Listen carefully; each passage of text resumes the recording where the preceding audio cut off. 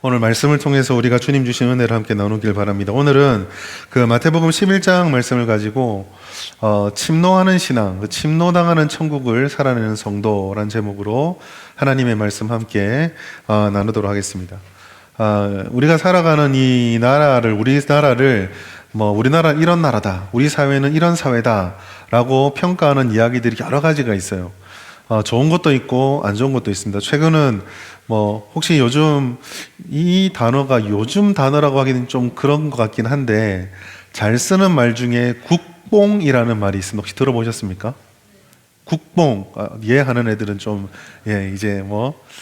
국뽕이 뭐냐면은요, 좀 안 좋은 말이 좀 섞인 거예요. 그러니까 약 있죠, 마약 같은 걸 맞으면 막 거기 취하잖아요. 이런 것처럼 나라에 취해버린 그런 기분. 그러니까 우리나라에 대해서 좋은 이야기들, K-컬처라든지, K-팝이라든지, K-무비라든지, 요즘은 지난번 설교 때도 잠시 다룬 것처럼, 이제 K-방산이라든지, K가 붙여가지고, 우리나라가 참 이렇게 자랑스러운 나라다, 대단한 나라다, 이런 데 취하는 그런 이제 우리나라를 바라보는 긍정적인 그런 평가도 있는데, 한편으로는 우리가 알고 있는 우리나라는 어떤 나라냐라고 물으면 조금 부정적인 평가도 있어요.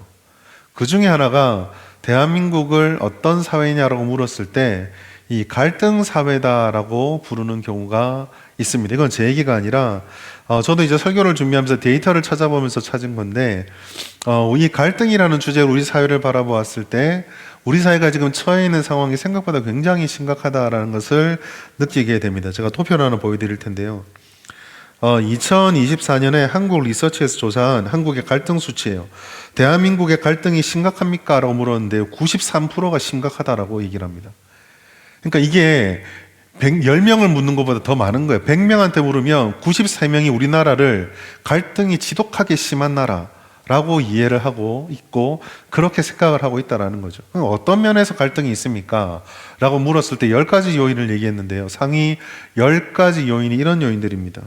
두 번째 그래프 좀 보여주시겠어요? 보시면은 이제 정치 견해, 진보냐 보수냐, 그리고 그 빈부격차, 못 산다 잘 산다의 격차, 그 다음에 사측과 노동자, 경영자와 노동자도 갈등하고 있고, 정규직과 비정규직의 갈등, 그리고 이제는 세대 차이죠. 젊은 사람과 나이 든 사람, 기성세대와 새로운 세대 간의 갈등도 심하고, 그 다음에 영남 호남 갈등, 수도권 지방의 갈등, 중앙정부와 환경단체의 갈등, 중앙정부와 지역주민의 갈등, 그리고 젠더 갈등이 남녀의 성 갈등.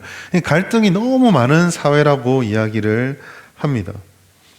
안타깝게도 저 10가지 요소들을 바라보면서 이건 아니야 라고 말하고 싶은데, 아마 저걸 보시면서 정도의 차이는 있을지 모르겠지만 우리도 어느 정도 그래 저런 게 좀 있는 것 같아 라고 생각을 해요.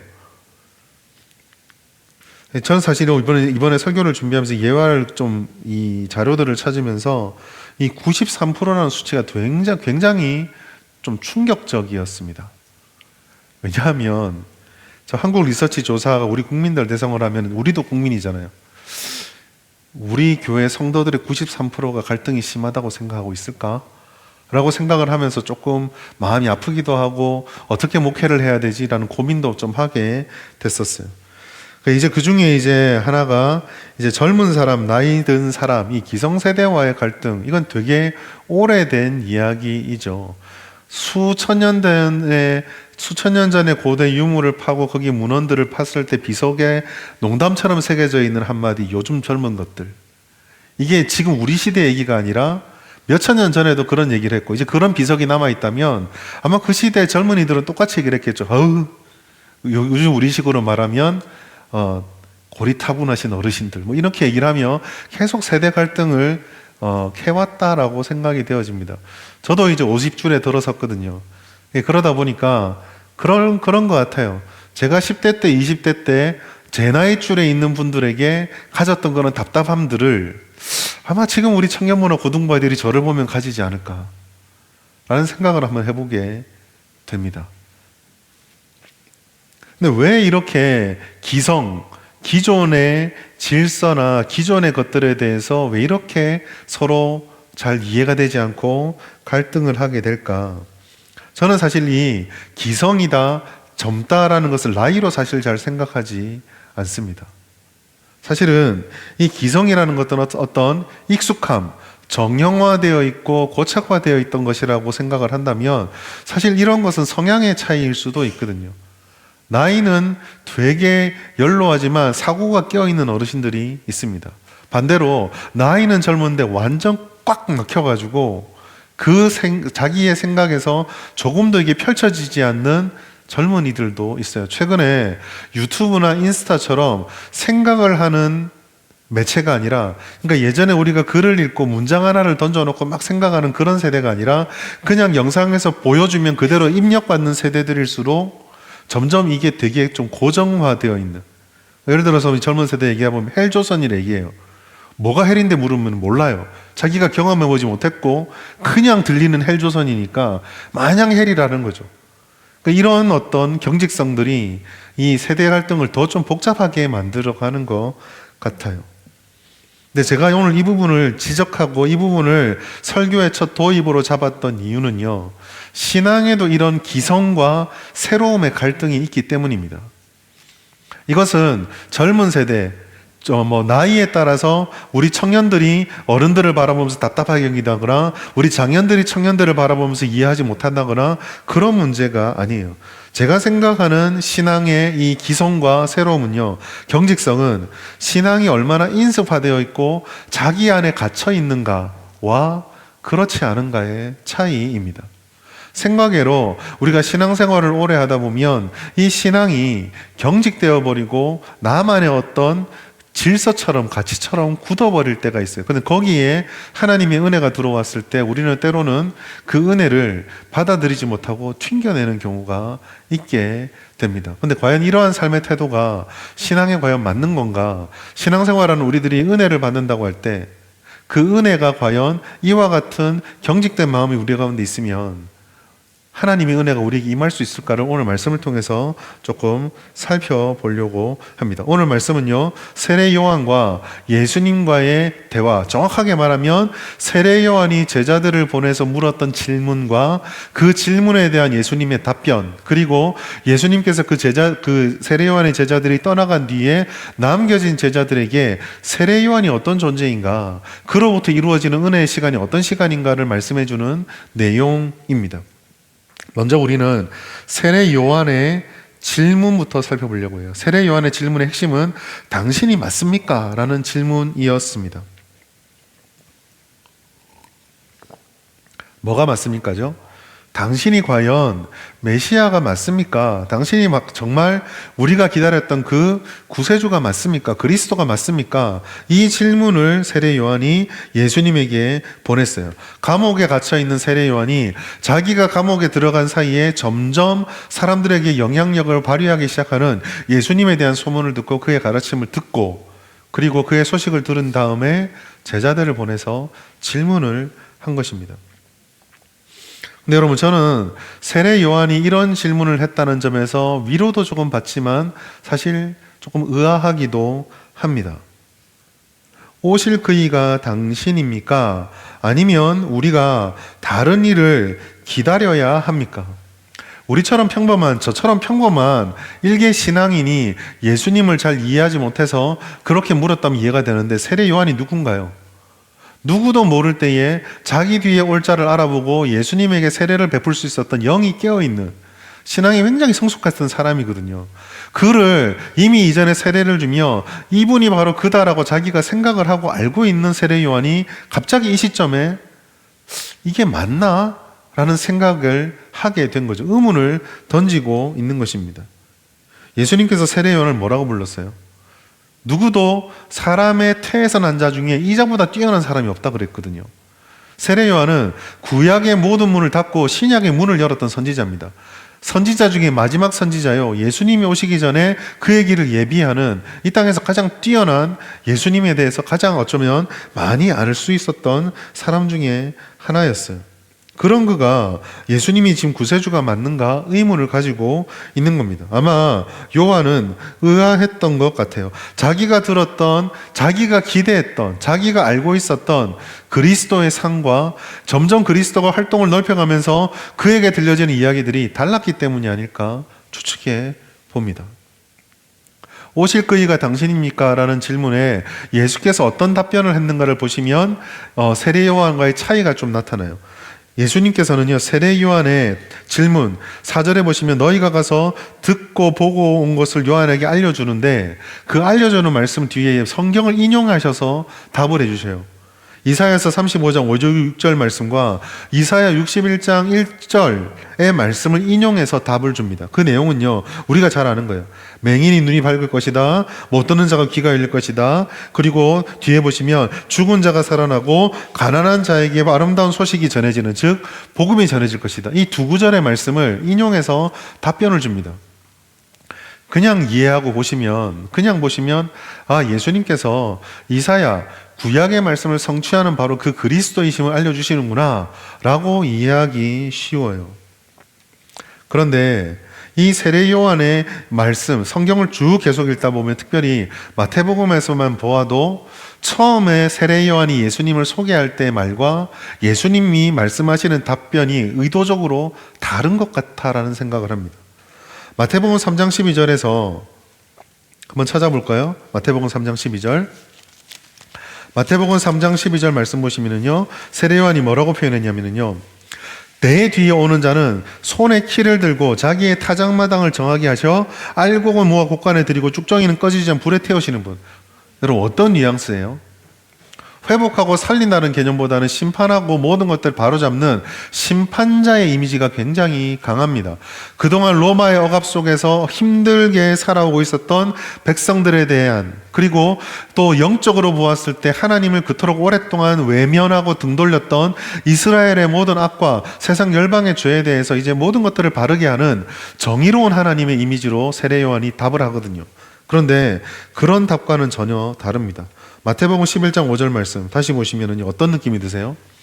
마태복음 11장 5절, 맹인이 보며 못 걷는 사람이 걷고 나병한 자가 깨끗함 받고 못 듣는 자가 듣고 죽은 자가 살아나고 가난한 자에게 복음이 전파된다. 여러분, 심판 같습니까? 회복 같습니까? 회복 같죠. 절망 같습니까? 소망 같습니까? 두려움 같습니까? 기대 같습니까? 기대죠.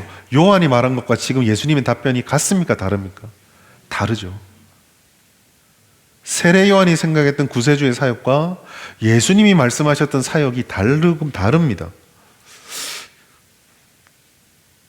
어쩌면 예수님께서 세례 요한의 답변을 몰랐을 수도 있지만 제가 생각할 때는 예수님께서는 의도적으로 이렇게 말씀하셨던 것 같아요.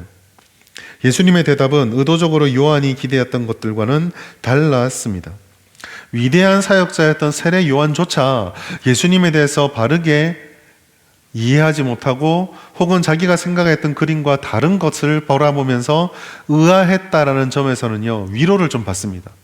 세례 요한조차도 하나님을 이렇게 제대로 깨닫지 못한다면 우리가 완전히 이해하지 못하고 우리가 조금 부족하고 그런 부족함이 우리에게 있는 것은 별로 시험이 되지는 않는 것 같아요. 당연하죠. 온전하지 못한 사람이 하나님을 이해하는 것은 불가능합니다.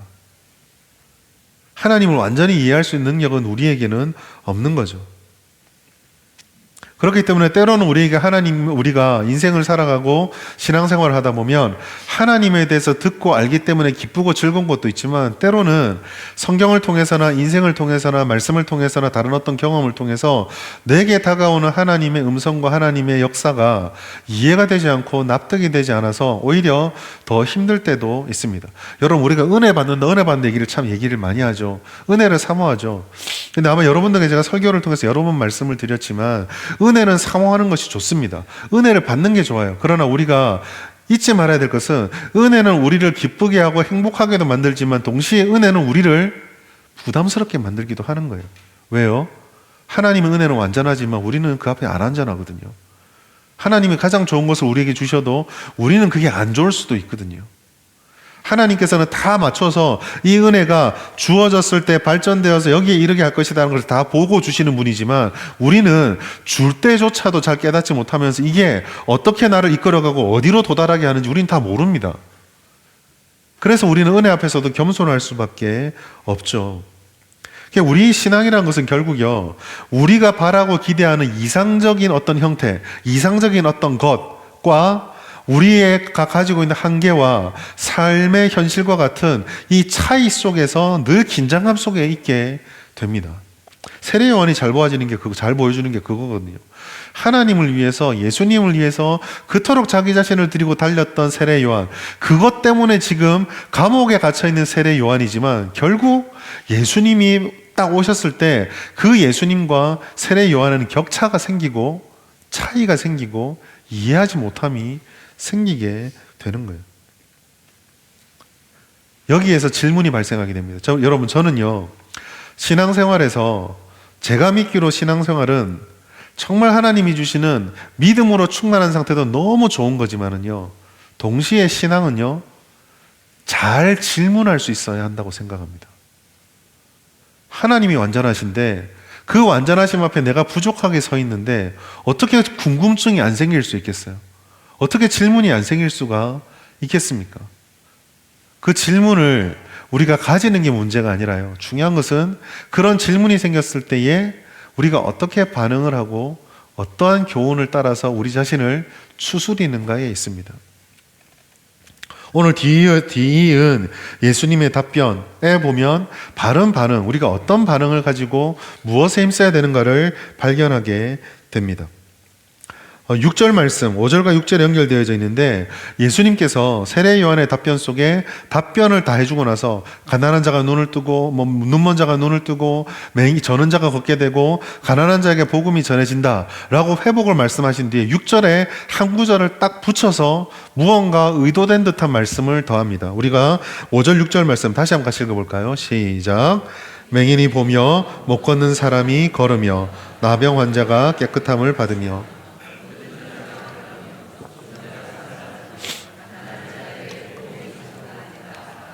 누구든지 나로 말미암아 실족하지 아니하는 자는 복이 있도다 하시니. 여러분, 궁금하지 않습니까? 앞에 회복이잖아요. 좋은 거잖아요. 근데 왜 실족을 하죠? 왜 실족하지 않은 자가 복이 있을까요? 아니, 맹인이 눈을 뜨는데 실족할 게 뭐가 있습니까? 가난한 자에게 복음이 전해지는데 실족할 게 뭐가 있죠? 저는 자가 걷게 되는데 실망하고 좌절할 게 뭐가 있을까요? 예수님께서 왜 이런 대답을 하셨을까? 왜 이런 말씀을 하셨을까? 저는 이 질문은요, 세례 요한에게 주시는 답변이라고 생각합니다. 너는 심판자를 원했지만 내가 회복을 말한다. 복음이 전해지는 것은 이처럼 네가 이해하는 것과 이해하지 못하는 것, 복음을 통해 살아갈 때는 네가 힘을 얻고 기쁜 것과 충돌하고 부딪혀서 상처받는 이런 충돌이 계속 있을 것이다. 그러니 하나님이 선택해주는, 하나님이 선포하는 그 복음 앞에서 우리에게는 흔들림이 찾아올 것인데 그 복음 앞에서 우리에게 정말 필요한 것은 바로 실족하지 않고 믿음을 붙잡는 것임을 우리에게 알려주고 싶으셨던 거예요. 여러분, 이 말씀이 굉장히 중요합니다. 왜냐하면 우리가 신앙생활을 한다고 하면서 예수를 믿는다고 말하지만 희한한 것은요, 한 분 예수님을 믿는데 너무 다 제각각이라는 거예요. 많은 사람들이 한 분 예수님을 믿으면서 자신이 원하는 예수의 상을 만들어 놓고 자기가 믿고 싶은 하나님을 정해두고 믿습니다. 하나님은 이런 분이어야 한다라는 정의가 자기만에 있어요. 자기만의 어떤 하나님의 상이 있어요.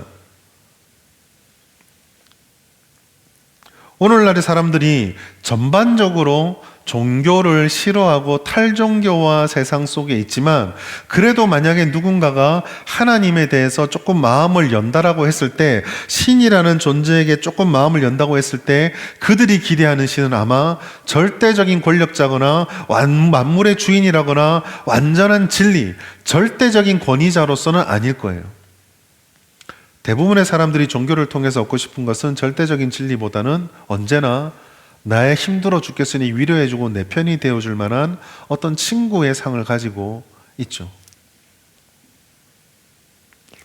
즉 현대 사람들에게 있어서 신앙이라고 하는 것은 사실 신이 우리에게 무엇을 원하시는가, 완전한 하나님께서, 완전한 신이 모든 것을 가장 좋게 해주실 것인데, 그렇다면 그 앞에서 우리가 무엇을 쫓아가고 내가 어떻게 변화되어야 될 것인가, 이거를 묻는 게 아니라 개인적인 만족이 채워지기만을 바라면서 신을 쫓고 있다라는 거죠.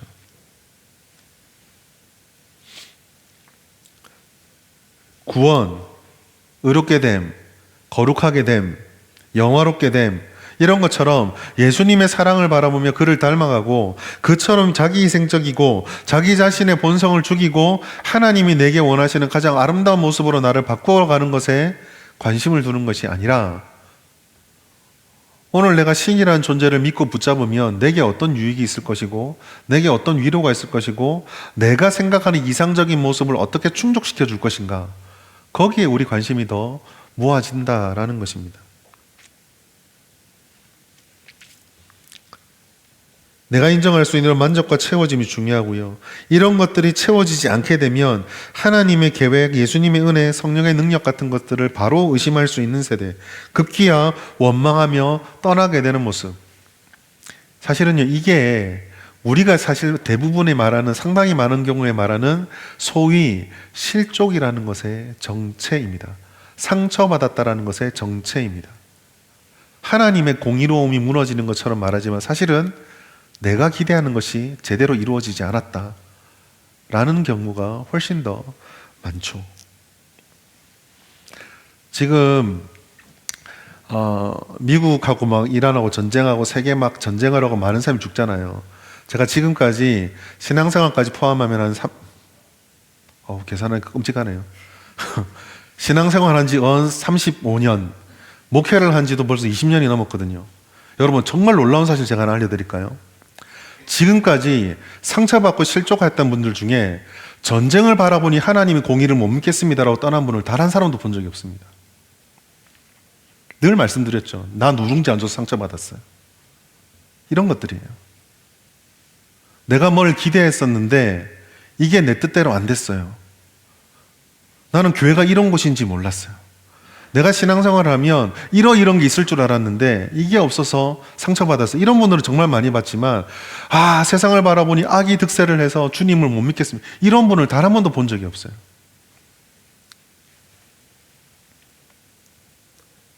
우리는 좀 기억할 게 있어요. 신앙생활을 할 때 주도권을 자꾸 우리 안에 두려고, 어떤 판단의 기준을 자꾸 우리 안에 두려는 그런 성향이 우리 가운데 있거든요. 신앙생활을 정말 오래 하다 보면, 이건 목사인 저도 마찬가지입니다.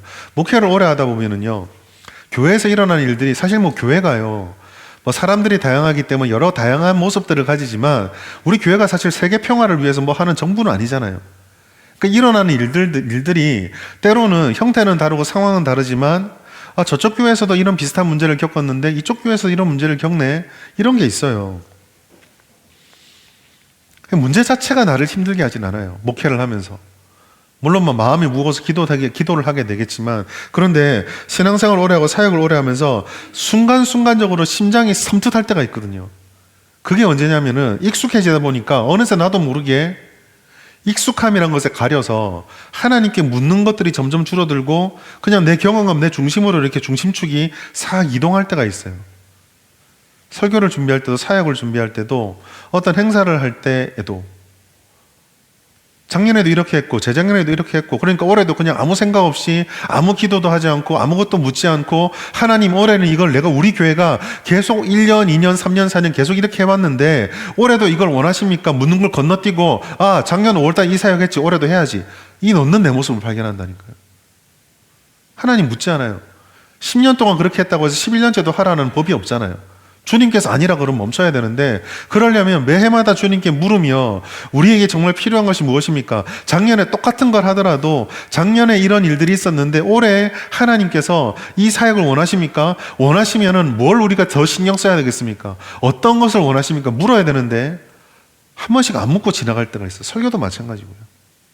그냥 때가 되니까 본문 보고 연구하고 원고 적어서 설교 전하고 주일 오후쯤 마지막 설교할 때쯤 되면은 그 설교를 통해서 주실 은혜를 생각하는 게 아니라 이제 다음 주 주일은 뭐 해야 되지? 그 고민을 어느새 넘어가고 있는 저를 발견하게 되는 거죠.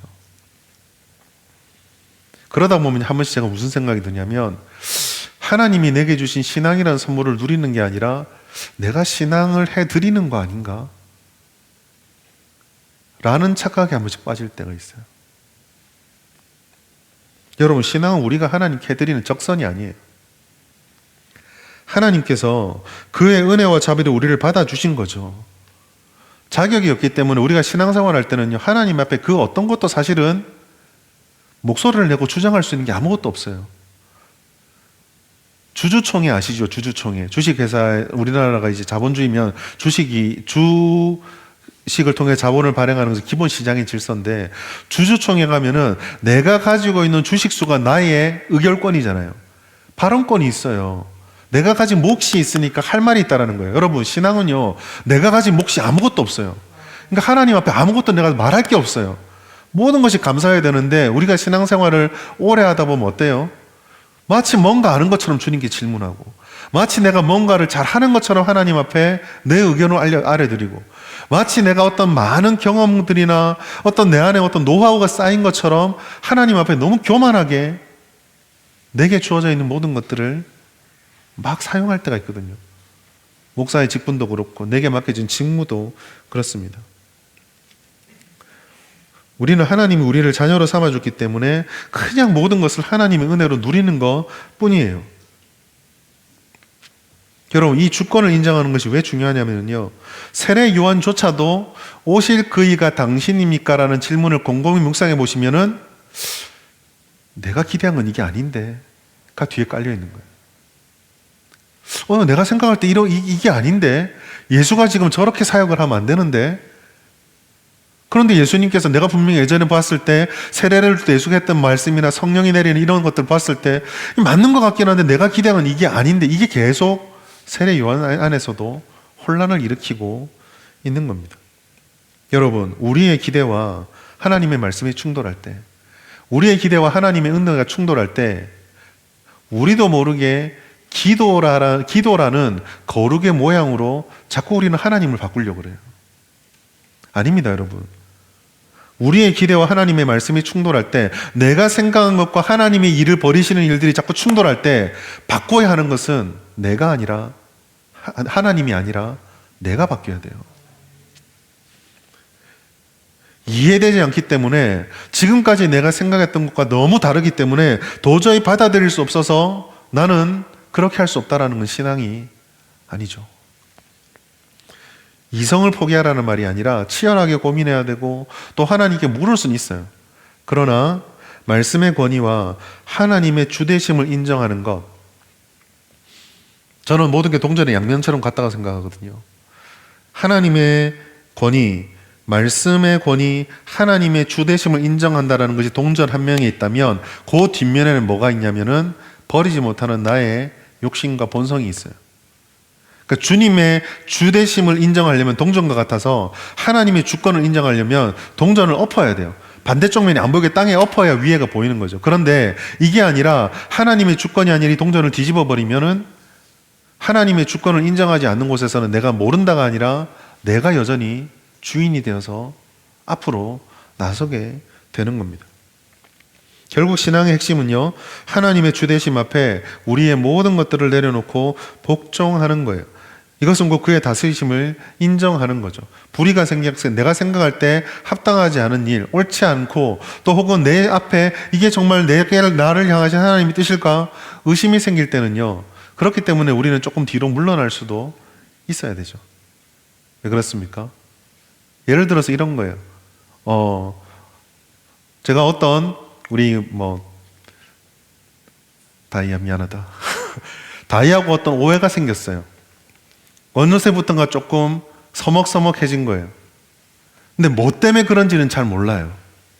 그렇지만 만약에 내가 혹시 내게 잘못이 있을지도 모른다 생각하고 미안하다라고 먼저 머리를 숙입니다. 세상에서 뭐라고 그래요? 왜 네가 네 주도권을 뺏기냐 말하죠. 근데 우리는 어떻게 생각해야 된다고요? 만약에 내가 미안하다고 했을 때 하나님의 공의가 살아계시기에 내가 잘못하지 않았는데 내가 미안하다고 했으면 하나님께서 내게 복을 주시고 그 관계를 회복시켜 줄 것이고, 내가 모르고 있어서 네가 분명 내가 잘못했는데 내가 아직 나 자신을 버리지 못해서 잘못을 깨닫지 못하고 있었는데 다행히 미안하다고 했으면 내 죄가 용서를 받을 것이고, 이게 이제 우리가 하나님의 주권을 인정해 준다는 태도가 되는 거죠. 사랑하는 여러분, 오늘 세례 요한의 이 질문과 예수님의 대답 속에서 제일 중요한 것은 권위의 문제.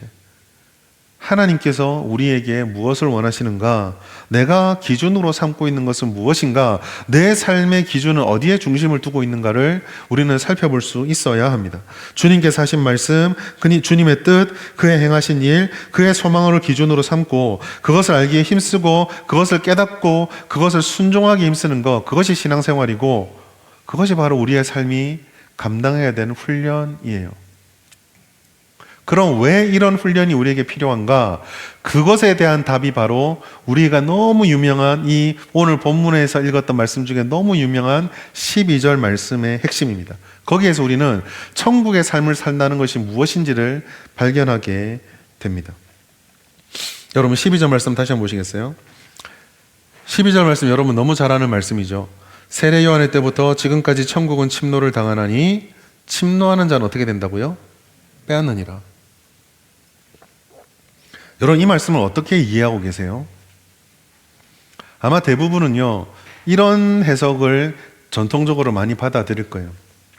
예수님이 오시면서부터 천국의 문이 열렸고 그래서 천국은 침노하는 자, 즉 적극적으로 달려드는 사람이 누릴 수 있게 되니까 열심히 신앙생활하고 천국을 사모해서 천국을 빼앗는 천국의 은혜를 누리는 신앙생활하자, 아마 그런 식으로 많이 들어보셨을지도 모르겠습니다. 말만 놓고는 맞습니다. 우리는 천국을 사모해야 돼요. 신앙생활 열심히 해야 됩니다.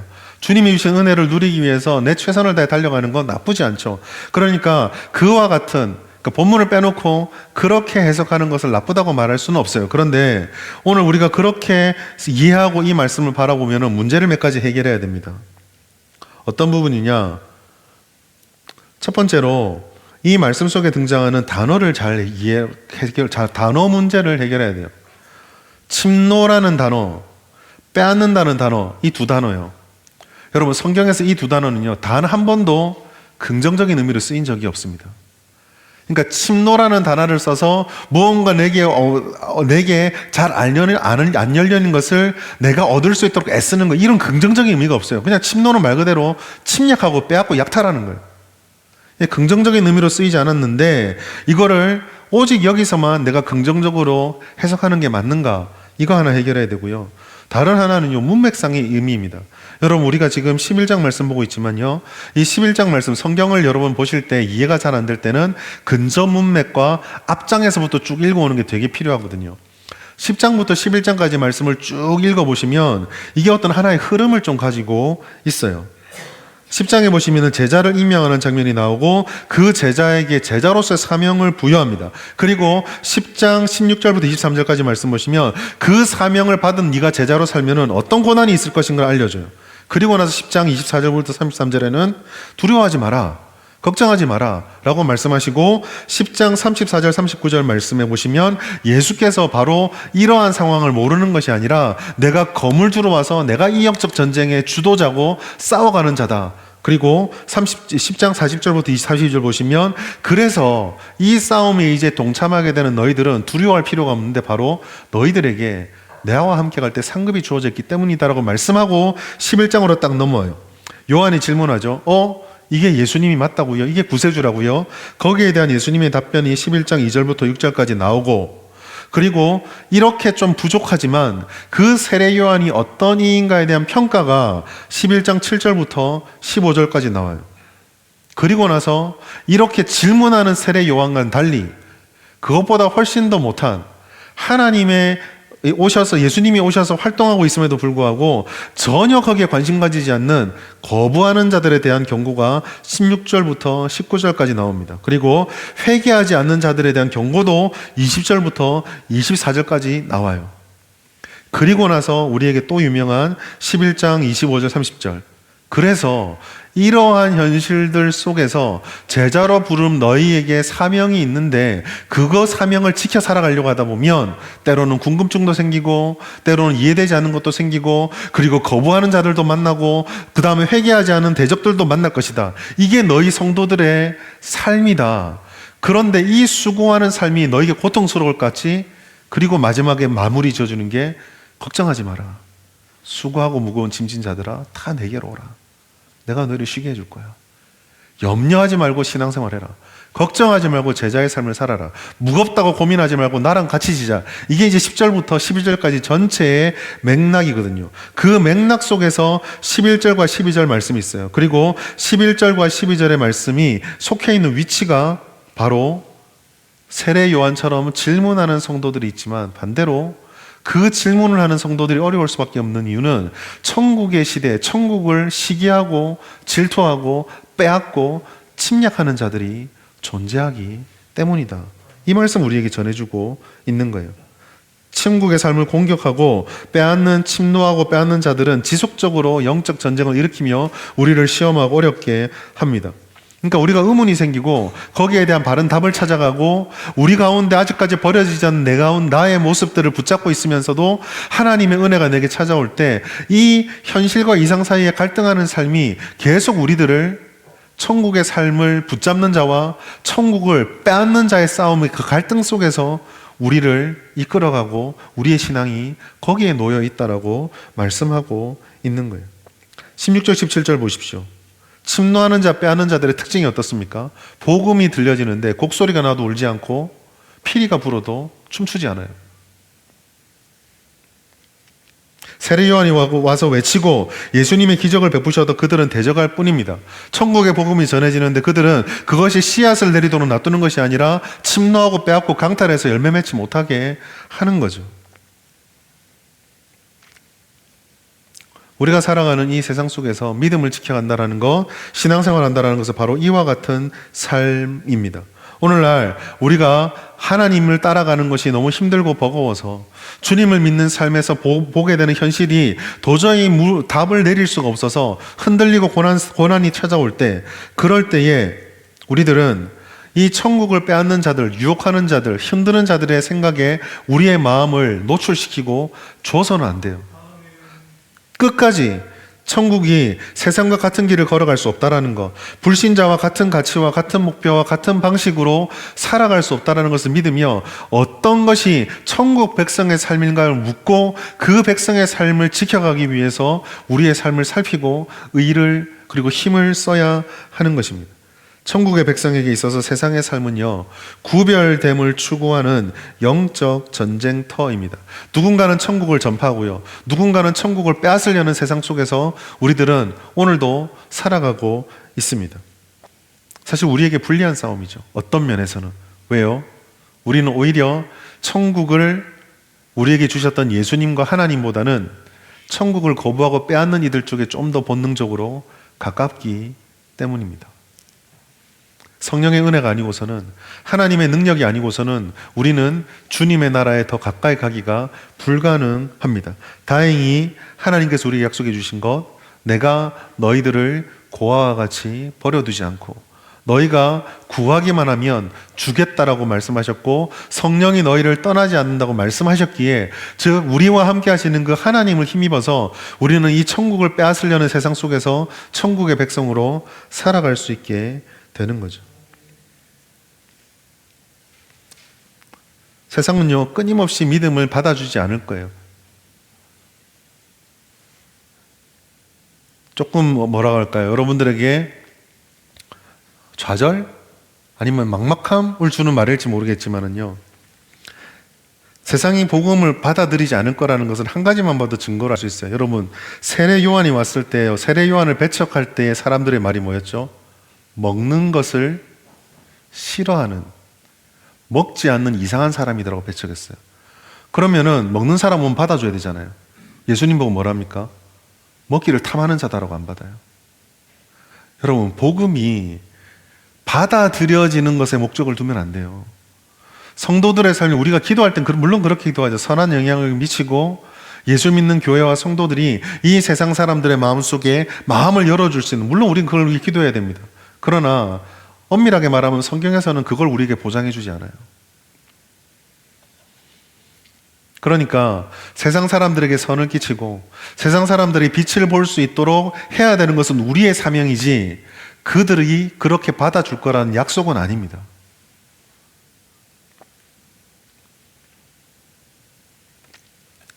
하나님이 주시는 비전, 그 비전을 우리가 기대하는 청사진처럼 빛나는 것으로 오해하지 마십시오. 오직 우리는요, 우리의 청사진 비전 결과가 아니라 하나님에게만 눈을 딱 고정시켜야 돼요. 하나님이 우리에게 어떤 분으로 임재하시는가?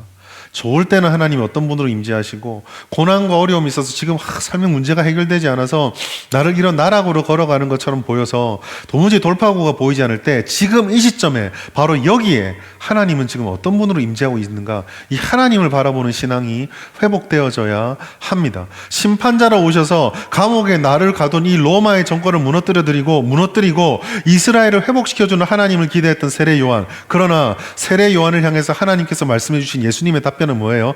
감옥에서 나오게 해주시는 예수님이 아니라 그곳에서 지금 네가 바라보고 있는 예수님이 누구인지를 알아라는 거예요. 그게 우리에게 필요했던 거죠. 사랑하는 여러분, 오늘 이 밤에 우리가 정말 기도해야 될 것은 그렇기 때문에 하나님을 알기에 힘쓰는 것입니다. 십자가 앞에 우리가 겪고 있는 모든 현실과 상황들을 다 하나님께 올려드려야 돼요. 주님의 것이 내게 가장 유익함을 고백하고 따르는 것을 훈련해야 됩니다. 무엇보다 천국의 삶에 찾아오는 역경에 맞서는 신앙, 우리의 청사진이 아니라 하나님의 마스터 플랜에 우리의 삶을 노출시켜드리고 드릴 수 있도록 우리의 마음을 주님께 드려야 돼요. 신앙생활로 하나님께 드리는 게 아니라 우리에게 신앙을 가질 수 있게 해주신 하나님의 은혜를 기억하고 물어야 합니다. 강한 신앙은 그런 거예요. 하나님의 은혜만 의지하고 겸손함을 구비할 때 환경에 흔들리지 않는 주님만 쫓아가는 신앙이 우리 가운데 있어야 합니다. 우리는 이미 천국의 백성입니다. 우리는 이미 천국의 소망을 가졌고 천국 백성으로 하나님 나라의 은혜를 입고 하나님의 나라의 진리를 따라서 배워가고 있고 익혀가고 있고 살아가는 사람들입니다. 우리 반대편에는요, 이 삶을 살지 못하도록 우리의 생각을 흔들고 우리의 말을 흔들고 우리의 행동을 흔들기 위해서 불철주야 노력하는 사탄이 존재하고 있습니다. 하나님을 믿으십시오. 하나님의 길을 쫓아가십시오. 삶의 문제가 고민들이 있으십니까? 어떻게 하면 좋을지 답답하십니까? 그러면 해결책을 구하기 이전에 하나님을 먼저 바라봅시다. 그럴 때 하나님께서는 우리의 삶이 무엇인지, 어디를 향해 가는지를 보여주시고 천국의 백성이 어떻게 사는 것인지를 깨닫게 해주실 거예요. 그렇게 구별된 삶을 살아갈 때에 우리는 비로소 이 천국을 빼앗는 세상 사람들의 삶 사이에서 하나님의 나라를 지켜가며 우리가 그렇게 얘기했던 은혜를 받는 삶, 구별된 삶을 살아갈 수 있게 되고 생명을 잉태하고 생명의 빛을 전할 수 있는 그런 성도가 될 수 있을 것입니다. 그리고 이 하나님의 능력이 우리가 아무리 애쓰더라도 우리 힘으로 할 수 없는 하나님의 놀라운 열매들을 우리의 삶에 맺히게 해줄 것입니다. 여러분, 이 말씀 기억하시면서 오늘도 우리 가운데 찾아오셔서 우리와 함께 하시는 주님을 만나시고 이 밤 우리가 기도하면서 하나님의 은혜를 구하시는 복된 밤이 되시고 천국 백성으로 살아가시기를 예수님의 이름으로 축복합니다.